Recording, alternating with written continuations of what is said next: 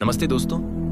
आज हम आपके लिए एक ऐसी कहानी लेकर आए हैं जो न केवल दिल को छू लेने वाली और प्रेरणादायक है, बल्कि यह भी सिखाती है कि मनुष्य का सबसे उत्तम दान कौन सा है, जिसका फल उसे अवश्य मिलता है। यह कहानी जीवन का मार्गदर्शन करती है और सच्चे दान का महत्व समझाती है।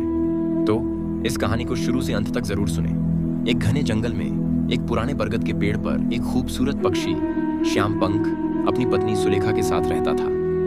एक दिन दोनों डाल पर बैठकर भोजन कर रहे थे। तभी सुलेखा की नजर एक बुजुर्ग किसान पर पड़ी जो पास के एक पेड़ की छांव में बैठकर भोजन करने की तैयारी कर रहा था।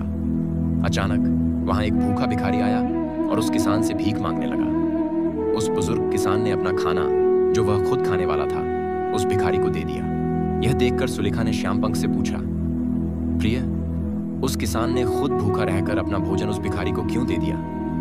श्यामपंख ने मुस्कुराते हुए जवाब दिया, प्रिय, हर इंसान अपने जीवन में कुछ न कुछ दान करता है।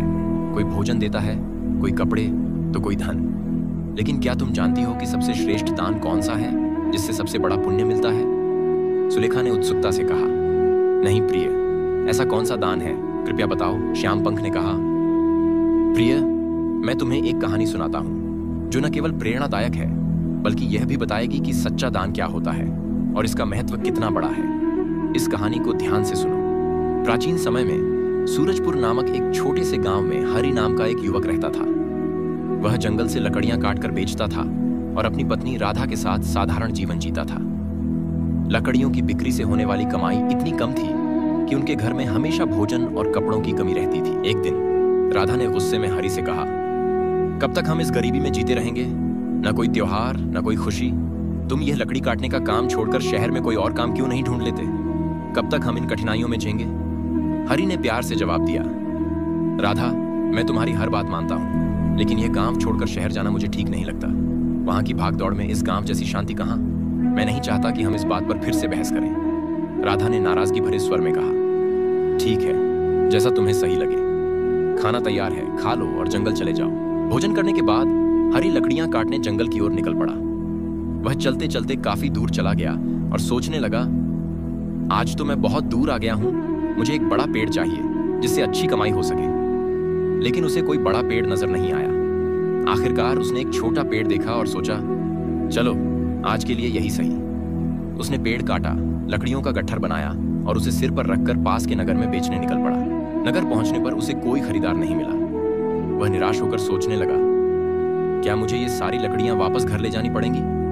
तभी एक विद्वान पंडित विश्वनाथ ने उसे आवाज दी, अरे लकड़ी वाले, इधर आओ, ये लकड़ियां कितने की हैं? हरि ने जवाब दिया, पंडित जी, अगर आप सारी लकड़ियां लेंगे तो मैं कम दाम में दे दूंगा। पंडित ने कहा, मुझे सारी लकड़ियां चाहिए लेकिन मेरे दाम पर। हरि ने थकान भरे स्वर में कहा, ठीक है पंडित जी, आप जो देंगे ले लूंगा, मैं बहुत थक गया हूं। पंडित ने कुछ पैसे दिए और कहा, लकड़ियां यहीं रख दो। वैसे तुम भूखे लग रहे हो, कुछ खाना खाओगे? मेरे घर में सब तैयार है। हरि ने विनम्रता से कहा, पंडित जी, मुझे भूख तो बहुत है, लेकिन अगर मैं खाऊंगा तो आपके लिए नहीं बचेगा। रहने दीजिए, मैं घर जाकर खा लूंगा। पंडित ने हंसते हुए कहा, चिंता मत करो, मेरे घर में इतना खाना है कि 20 लोग और खा सकते हैं। जब भी भूख लगे यहां आ जाया करो। हरि ने पूछा, क्या आप हमेशा सबको यूं ही खाना खिलाते हैं? पंडित ने जवाब दिया, जब तक ईश्वर की कृपा है मैं यह करता रहूंगा, यह सब उनकी मर्जी है। हरि ने कहा, ठीक है, तो मैं आज यहीं खाना खा लूंगा। उस दिन हरि ने पंडित के घर भरपेट भोजन किया और धन्यवाद देते हुए बोला, पंडित जी, आप बहुत दयालु हैं, मैं आपके इस नेक काम में मदद करना चाहता हूं। अब से मैं आपको लकड़ियां सस्ते दाम में दिया करूंगा। पंडित ने कहा, बेटा सकुशल घर जाओ। हरि ने सारी लकड़ियां पंडित को सस्ते दाम में दी और घर लौट गया। घर पहुंचते ही राधा ने पूछा, इतनी देर कहां लग गई? क्या आज लकड़ियों का अच्छा सौदा मिला? हरि ने जवाब दिया, सौदा अच्छा नहीं था, बस थोड़े पैसे मिले, ये लो। राधा ने आश्चर्य और निराशा भरे स्वर में पूछा, क्या तुम बस इतने पैसे लाए? मैंने तो सोचा था कि आज तुम दोगुनी कमाई करके आओगे, लेकिन तुमने तो आधे से भी कम दिए। इतनी देर तक तुम कहां थे, क्या कर रहे थे? हरि ने शांत स्वर में जवाब दिया, मैं लकड़ियां बेचने गया था, लेकिन कोई खरीदार नहीं मिला। फिर पास के नगर में पंडित विश्वनाथ के घर चला गया। वे जो भी उनके पास आता है उसे बड़े प्यार से भोजन कराते हैं। ऐसे नेक लोगों के लिए हमें कुछ करना चाहिए। राधा ने उत्सुकता से पूछा, वे हमेशा सबको खाना खिलाते हैं? फिर तो वे बहुत अमीर होंगे, वरना इतने लोगों को खाना कैसे खिलाते हैं? और तुमने उनकी मदद कैसे की? हरि ने समझाते हुए कहा, वे उतने अमीर नहीं हैं जितना तुम सोच रही हो। वे एक अच्छी भावना के साथ मंदिर के पुजारी हैं और अपनी मेहनत की कमाई से सबको खिलाते हैं। मैंने उनकी मदद के लिए कहा कि अब से मैं उन्हें लकड़ियां सस्ते दाम में दिया करूंगा। राधा ने नाराजगी भरे स्वर में कहा, क्या यह काफी है? अगर तुम 2 गट्ठर लकड़ियां नहीं काट सकते तो इतने कम पैसों से घर कैसे चलेगा? मुझे बताओ। हरि ने जवाब दिया, मैं अपनी पूरी कोशिश करूंगा और जो ईश्वर की इच्छा होगी वही होगा। आज मैंने उनके घर खाना खाया है, एक दिन मैं तुम्हें भी वहां ले चलूंगा। इसके बाद हरि ने हर दिन जंगल से लकड़ियां काटी और अपने वादे के मुताबिक पंडित विश्वनाथ को सस्ते दाम में दी। एक दिन पंडित भोजन करने बैठे ही थे कि बाहर से हरि की आवाज आई, पंडित जी, लकड़ियां लाया हूं, आकर ले लीजिए ताकि मैं जा सकूं। पंडित ने बाहर आकर कहा, हरि, मैं आज तुम्हें पैसे नहीं दे सकता, अपनी लकड़ियां वापस ले जाओ। हरि ने जवाब दिया, पैसे कल दे देना, लेकिन लकड़ियां यहीं छोड़ता हूं, मुझे बहुत भूख लगी है। क्या आप मुझे खाना दे सकते हैं? वैसे भी आप तो सबको खिलाते हैं। पंडित ने मुस्कुराते हुए कहा, क्यों नहीं हरि, पहले हाथ पैर धो लो, मैं खाने की व्यवस्था करता हूं। पंडित ने घर के अंदर जाकर अपनी पत्नी से यह बात कही। उनकी पत्नी ने चिंता जताते हुए कहा, आपने ऐसा वादा क्यों किया? हमारे पास खाने को कुछ नहीं बचा सिवाय आपके लिए परोसे गए भोजन के। पंडित ने शांत स्वर में कहा, कोई बात नहीं, यह भोजन हरि के लिए काफी है, मैं आज उपवास कर लूंगा। पंडित की पत्नी ने गुस्से में कहा, आप ऐसा कितनी बार करेंगे? जब हमारे पास खुद के लिए कुछ नहीं तो दूसरों को क्यों खिलाते हैं? ये सब कहां से आएगा? पंडित ने जवाब दिया, ईश्वर सब देंगे, पहले हरि को भोजन परोसो। दोस्तों, पंडित विश्वनाथ की उदारता ऐसी थी कि वे हमेशा दूसरों को भोजन कराते थे, भले ही उनके पास खुद के लिए कुछ न बचे। एक दिन हरि लकड़ियां काटने जंगल गया। उसने सोचा, जंगल के किनारे के सारे सूखे पेड़ तो मैं काट चुका हूं, अब केवल हरे पेड़ बचे हैं। जंगल के भीतर जाना थोड़ा डरावना है, मैं पहले कभी इतना अंदर नहीं गया, वहां जंगली जानवर भी हो सकते हैं। डरते डरते वह जंगल के गहरे हिस्से में चला गया। काफी दूर जाने के बाद भी उसे कोई उपयुक्त पेड़ नहीं मिला। अचानक उसकी नजर एक बड़े पेड़ पर पड़ी। उसने सोचा, यह शाखा तो काफी मजबूत है, इसे काटूं तो 3 गट्ठर लकड़ियां बन जाएंगी, पहले ही बहुत देर हो चुकी है। हरि उस पेड़ पर चढ़ गया और उसी शाखा को काटने लगा जिस पर वह बैठा था। शाखा कटते ही वह बगल के पेड़ और एक छोटे टीले पर गिर पड़ी। तभी वहां एक साधु प्रकट हुए और क्रोध में बोले, किसने मेरी तपस्या भंग की? लगता है ये तुमने किया। साधु क्रोध में भरकर बोले, मैं तुम्हें श्राप देता हूं कि तुम कुत्ता बन जाओ। हरि घबरा गया और गिड़गिड़ाते हुए बोला, महाराज, मुझे माफ कर दीजिए, मुझे नहीं पता था कि आप यहां तपस्या कर रहे हैं। साधु ने गुस्से में कहा, मैंने यहां वर्षों तक तपस्या की है और तुमने उसे भंग कर दिया, तुम इस पाप के भागी हो। हरि ने विनम्रता से विनती की, महाराज, मैं रोज जंगल में लकड़ियां काटने आता हूं और उन्हें बेचकर अपनी आजीविका चलाता हूं, मैंने जानबूझकर ऐसा नहीं किया, कृपया इस श्राप को वापस ले लें। हरि की विनती सुनकर साधु का गुस्सा कुछ शांत हुआ। उन्होंने कहा, जो श्राप मैंने तुम्हें दिया उसे वापस लेना संभव नहीं है, लेकिन एक उपाय है जिससे तुम इस श्राप से मुक्त हो सकते हो। हरि ने उत्सुकता और उम्मीद भरे स्वर में पूछा, महाराज, कृपया मुझे वह उपाय बताएं, मैं इस श्राप से कैसे मुक्त हो सकता हूं? साधु ने जवाब दिया, तुम्हें 2 ऐसे लोगों को ढूंढना होगा जो सबसे उत्तम दान करते हो। उनके भोजन का बचा हुआ एक दाना भी खा लेने से तुम्हारा श्राप धीरे धीरे कम होने लगेगा। जब तुम्हारा शरीर पूरी तरह सफेद हो जाएगा तब तुम इस श्राप से पूरी तरह मुक्त हो जाओगे। हरि ने रोते हुए कहा, महाराज, मैं अपनी पत्नी राधा का एकमात्र सहारा हूं, लकड़ियां बेचकर जो पैसे कमाता हूं उसी से हमारा गुजारा होता है, अब कुत्ता बनकर मैं क्या करूंगा? साधु ने शांत स्वर में कहा, चिंता मत करो हरि, ईश्वर तुम्हारी मदद करेंगे। जब तुम्हारा श्राप टूटेगा तुम्हारा जीवन सुख, समृद्धि और शांति से भर जाएगा, तुम्हें हर कष्ट से मुक्ति मिलेगी। यह कहकर साधु वहां से चले। साधु के श्राप के कारण हरि कुत्ते के रूप में बदल गया। वह सोचने लगा, सबसे उत्तम दान करने वाले लोग मुझे कहां मिलेंगे? मेरी समझ में कुछ नहीं आ रहा। हाँ, पंडित विश्वनाथ बहुत उदार और नेक दिल इंसान हैं, मैं सबसे पहले उनके पास जाऊंगा। कुत्ते के रूप में हरि पंडित के घर पहुंचा।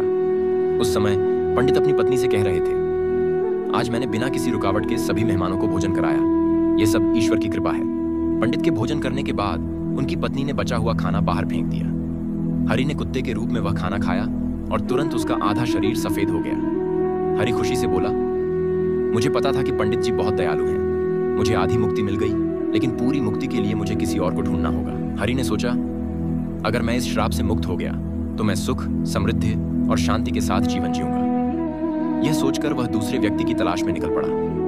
एक दिन उसने गोपाल नाम के एक युवक को खेत में हल जोतते देखा। हरी कुत्ते के रूप में उसके घर के सामने बैठ गया।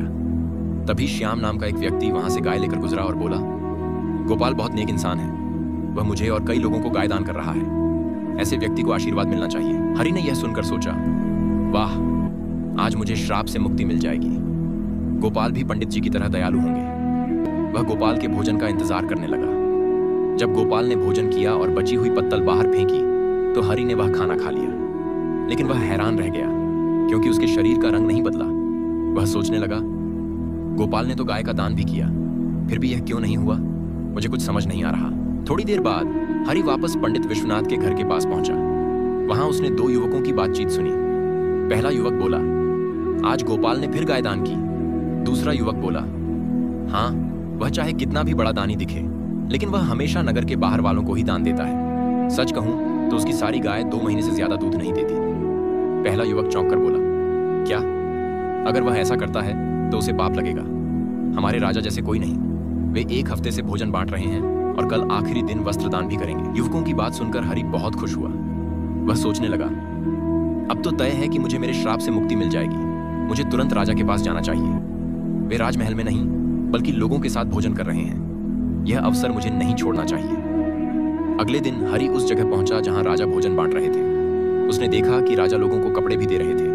वह सोचने लगा, राजा कितने महान हैं। वे भोजन के साथ साथ वस्त्र भी बांट रहे हैं। ये वही व्यक्ति हैं जिन्हें मैं ढूंढ रहा था। राजा के भोजन करने के बाद सैनिकों ने उनकी पत्तल बाहर फेंक दी। हरि ने वह खाना खाया, लेकिन वह चौंक गया क्योंकि उसके शरीर का रंग फिर भी नहीं बदला। वह निराश होकर बोला, यह क्या? इतने महान दानी राजा का भोजन खाने के बाद भी मेरा श्राप नहीं टूटा? इसमें कोई रहस्य है। मुझे तुरंत उस साधु के पास जाना चाहिए जिन्होंने मुझे यह श्राप दिया। हरि उस स्थान की ओर चल पड़ा जहां साधु थे। हरि ने साधु को प्रणाम किया। साधु ने उसे निराश देखकर पूछा, क्या हुआ हरि? ऐसा लगता है कि तुम्हें अभी तक केवल एक ही सच्चा दानी मिला है। तुम्हारा केवल आधा शरीर ही सफेद हुआ है। क्या तुम्हें दूसरा व्यक्ति नहीं मिला? श्राप मिले हुए काफी समय हो गया। हरि ने उदास स्वर में कहा, महाराज, पंडित विश्वनाथ का बचा हुआ खाना खाकर मैं आधा ठीक हो गया, लेकिन इसके बाद मैंने उनसे भी बड़े दानियों को देखा, पर उनके खाने का कोई असर नहीं हुआ। साधु ने थोड़ा रुककर कहा, इसमें आश्चर्य की बात नहीं, उनके कर्मों का असली स्वरूप समझना जरूरी है। हरि ने आगे कहा, महाराज, हमारे नगर के राजा बहुत धर्मी हैं। उन्होंने 1 हफ्ते तक सबको भोजन कराया और वस्त्र भी बांटे। इतने धर्मपरायण व्यक्ति का बचा हुआ भोजन खाने के बाद भी मैं श्राप से मुक्त नहीं हुआ। इसमें कोई रहस्य जरूर है, कृपया आप ही बताएं। साधु ने शांत स्वर में समझाया, हरि, जिन लोगों को तुमने देखा उनमें से किसी का दान सच्चा दान नहीं था। गोपाल ऐसी चीजें दान करता है जिनकी उसे जरूरत नहीं। अगर उसे उनकी जरूरत होती तो वह उन्हें कभी न देता। और राजा जो कुछ देता है उसे दान नहीं कहा जा सकता, क्योंकि वह खुद नहीं कमाता। वह तुम जैसे लोगों से मिले राजस्व को ही जनता पर खर्च करता है। कल के दान में जो भोजन और वस्त्र बांटे गए वे भी राजस्व से आए थे। इसलिए राजा का दान सच्चा दान नहीं है। वह केवल लोगों का पैसा लोगों पर खर्च कर रहा है। ऐसे में उसके भोजन का तुम्हारे श्राप पर कोई असर नहीं हो सकता। साधु ने आगे कहा, सच्चा दान वही है जो पंडित विश्वनाथ ने किया। भूखे को अपना भोजन देना, भले ही वे खुद भूखे रह गए। उनका दान सबसे श्रेष्ठ था। तुम्हें और प्रयास करना होगा। तुम श्राप से मुक्ति के करीब हो। हरि ने कहा, समझ गया महाराज, धन्यवाद। उदास मन से वह वहां से चल पड़ा। हरि सोचने लगा, बाप रे, मैं कितनी दूर आ गया हूं। बहुत भूख लगी है, काश पास में कुछ खाने को मिल जाए। तभी उसने एक बुजुर्ग किसान को देखा जो मटके में पानी लेकर जा रहा था। पास में खड़े 2 युवक बात कर रहे थे। इस किसान को देखो, रोज इस धूप में पानी का मटका लेकर राहगीरों को पानी पिलाता है। वह 80 साल से ज्यादा का लगता है, फिर भी उसका काम काबिले तारीफ है। थोड़ी देर बाद किसान ने अपना खाना निकाला और खाने लगा। कुत्ते के रूप में भूखे हरि को देखकर किसान ने अपने भोजन में से कुछ निकाला और उसे दे दिया। जैसे ही हरि ने वह खाना खाया, उसका श्राप टूट गया और वह फिर से इंसान बन गया। उसने किसान को धन्यवाद दिया और सोचा, सचमुच दान छोटा या बड़ा नहीं होता। पंडित जी ने भूख मिटाई और इस किसान ने प्यास बुझाई। निस्वार्थ भाव से दूसरों की मदद करना ही सच्चा दान है। खुशी खुशी हरि अपनी पत्नी राधा के पास घर लौट गया और सुखी जीवन जीने लगा। उधर पंडित विश्वनाथ ने इतना दान कर दिया था कि उनकी आर्थिक स्थिति खराब हो गई थी। उनकी पत्नी ने कहा, पास के नगर में एक राजा रहते हैं जो पुण्य खरीदते हैं। आप उनके पास जाकर अपना कुछ पुण्य बेचकर पैसे ले आइए। ताकि हमारा घर चल सके। पंडित ने पहले मना किया, लेकिन पत्नी के बार बार कहने पर वह तैयार हो गए। उनकी पत्नी ने उनके लिए 4 रोटियां बनाकर दी। पंडित घर से निकल पड़े। नगर के पास एक तालाब के किनारे पहुंचकर उन्होंने स्नान किया और रोटियां खाने के लिए बैठे। तभी एक कुतिया उनके सामने आ गई। उसने जंगल में 3 बच्चों को जन्म दिया था और 3 दिन से भूखी थी। भारी बारिश के कारण वह अपने बच्चों को छोड़कर कहीं जा नहीं सकती थी। पंडित ने कुतिया को भूखा देखा तो अपनी एक रोटी उसे दे दी। कुतिया ने उसे खा लिया। फिर पंडित ने दूसरी, तीसरी और आखिरकार चौथी रोटी भी कुतिया को खिला दी। कुतिया तृप्त हो गई, लेकिन पंडित खुद भूखे रह गए। पंडित राजा के महल पहुंचे और बोले, महाराज, मैं अपना पुण्य बेचना चाहता हूं। राजा ने कहा, दोपहर के बाद आइए। राजा ने अपनी पत्नी से पूछा, एक पंडित आए हैं जो अपना पुण्य बेचना चाहते हैं। राजा ने अपनी पत्नी से पूछा, इस पंडित के पुण्य में से सबसे बड़ा पुण्य कौन सा है जिसे हमें खरीदना चाहिए? रानी ने जवाब दिया, आज उन्होंने जंगल में एक भूखी कुतिया और उसके 3 बच्चों को रोटियां खिलाकर जो पुण्य कमाया वही सबसे उत्तम है। रानी की बात सुनकर राजा पंडित विश्वनाथ के पास गए और बोले, पंडित जी, आप हमें कौन सा पुण्य देना चाहते हैं? पंडित ने विनम्रता से पूछा, महाराज, आप कौन सा पुण्य लेना चाहते हैं? राजा ने कहा, आज आपने जो यज्ञ किया हम उसका पुण्य लेना चाहेंगे। पंडित ने आश्चर्य से कहा, महाराज, मैंने आज कोई यज्ञ नहीं किया। मेरे पास इतना धन नहीं कि मैं यज्ञ कर सकूं। राजा ने मुस्कुराते हुए जवाब दिया, पंडित जी, आपने आज तालाब के किनारे एक भूखी कुतिया को 4 रोटियां खिलाई। हम वही पुण्य खरीदना चाहते हैं। पंडित ने हैरानी से पूछा, उस समय तो वहां कोई नहीं था, आपको यह कैसे पता? राजा ने कहा, मेरी पत्नी पतिव्रता है, उन्होंने मुझे यह सब बताया। पंडित ने कहा, ठीक है महाराज, आप वह पुण्य ले लीजिए, लेकिन इसका मूल्य क्या देंगे? राजा ने जवाब दिया, आपकी रोटियों के वजन जितने हीरे मोती तौल कर दूंगा। पंडित ने सहमति दे दी। राजा ने 4 रोटियों के बराबर वजन वाली रोटियां बनवाईं और तराजू में उनके बराबर हीरे मोती रखवाए, लेकिन जितने भी रत्न रखे गए, रोटियों वाला पलड़ा ऊपर नहीं उठा। राजा ने कहा, और रत्न लाओ। पंडित ने अपने पुण्य का यह प्रभाव देखा तो उनकी आंखें खुल गईं। उन्होंने कहा, महाराज, मैं यह पुण्य अब नहीं बेचूंगा। राजा ने सम्मान के साथ कहा, जैसी आपकी इच्छा पंडित जी। इसके बाद पंडित वहां से अपने घर की ओर लौट पड़े। लौटते समय पंडित उसी तालाब के पास पहुंचे जहां उन्होंने कुतिया को रोटियां खिलाई थीं। वह एक पेड़ के नीचे बैठकर सोचने लगे। तभी वहां एक संत आए। उन्होंने पंडित को चिंतित देखकर पूछा, पुत्र, तुम इतने परेशान क्यों हो? संत ने मुस्कुराते हुए कहा, पुत्र, तुमने ठीक किया। पुण्य का सौदा नहीं किया जाता। जो मनुष्य जैसा कर्म करता है उसे समय आने पर वैसा ही फल मिलता है। संत की बात सुनकर पंडित को शांति मिली। संत ने उन्हें एक पोटली देते हुए कहा, यह लो, इसमें कुछ मेवे हैं। रात के भोजन के बाद इनका सेवन करना, तुम्हारा कल्याण होगा। पंडित ने पोटली ली, संत को धन्यवाद दिया और घर की ओर चल पड़े। घर पहुंचकर पंडित ने भोजन किया और टहलने के लिए बाहर चले गए। उनकी पत्नी की नजर मेज पर रखी पोटली पर पड़ी। उत्सुकतावश उसने पोटली खोली और देखकर हैरान रह गई। पोटली में हीरे, पन्ने और माणिक चमक रहे थे। वह बहुत खुश हुई। जब पंडित लौटे तो पत्नी ने पूछा, ये सारे हीरे पन्ने कहां से लाए? पंडित ने हंसते हुए कहा, क्यों मजाक कर रही हो? ये तो सूखे मेवे हैं। पत्नी ने गंभीरता से कहा, मैं मजाक नहीं कर रही। मैंने पोटली खोलकर देखी है, इसमें ढेर सारे बेशकीमती रत्न हैं। पंडित ने पोटली देखी और चकित रह गए। पंडित विश्वनाथ ने पोटली में चमकते हीरे, पन्ने और माणिक देखकर समझ लिया कि यह सब उस पुण्य का फल था जो उन्होंने भूखी कुतिया और उसके बच्चों को रोटियां खिलाकर कमाया था। वे सोचने लगे, यह कोई साधारण संत नहीं थे, बल्कि साक्षात परमात्मा थे। पंडित ने अपनी पत्नी से कहा, यह भगवान का संदेश है कि जरूरतमंद की मदद करना सबसे बड़ा पुण्य है। जो व्यक्ति दुखियों और अभावग्रस्त लोगों की सहायता करता है उसे ईश्वर अनंत गुणा फल प्रदान करते हैं। दोस्तों, आज के समय में कई लोग दान केवल अपने मान सम्मान और प्रतिष्ठा के लिए करते हैं। दिखावे का दान न तो सच्चा पुण्य देता है, न ही इसका कोई दीर्घकालिक प्रभाव होता है। ऐसा दान कभी कभी व्यक्ति को अहंकार की ओर ले जाता है, लेकिन सच्चा दान वही है जो निस्वार्थ भाव से किया जाए। इस कहानी में पंडित विश्वनाथ ने अपनी भूख की परवाह किए बिना एक भूखी कुतिया और उसके बच्चों को अपनी सारी रोटियां दे दीं। उन्होंने सोचा भी नहीं था कि उनका यह छोटा सा त्याग इतना बड़ा फल देगा। यह कथा हमें सिखाती है कि जरूरतमंद की सहायता का असली अवसर तब होता है जब वह वास्तव में संकट में हो। आपदा के समय दिया गया थोड़ा सा सहयोग भी अनमोल हो सकता है। यह न केवल जरूरतमंद के जीवन को बदलता है, बल्कि देने वाले के जीवन में भी सकारात्मक परिवर्तन लाता है। जब कोई व्यक्ति त्याग की भावना से प्रेरित होकर दान करता है, तो उसके मन से माया का मोह समाप्त हो जाता है। यह त्याग उसे अहंकार से मुक्त करता है और ईश्वर के करीब ले जाता है। मित्रों, इस कहानी का यही संदेश है कि सच्चा पुण्य निस्वार्थ सेवा और त्याग में है। निस्वार्थ भाव से किया गया दान ही सबसे उत्तम दान है। हर मनुष्य को अपनी क्षमता के अनुसार जरूरतमंदों की मदद करने का प्रयास करना चाहिए। सच्ची मानवता और ईश्वर की भक्ति जरूरतमंदों की सेवा में ही निहित है। पूरा वीडियो देखने के लिए आपका धन्यवाद। चैनल को सब्सक्राइब करें और वीडियो को लाइक करें।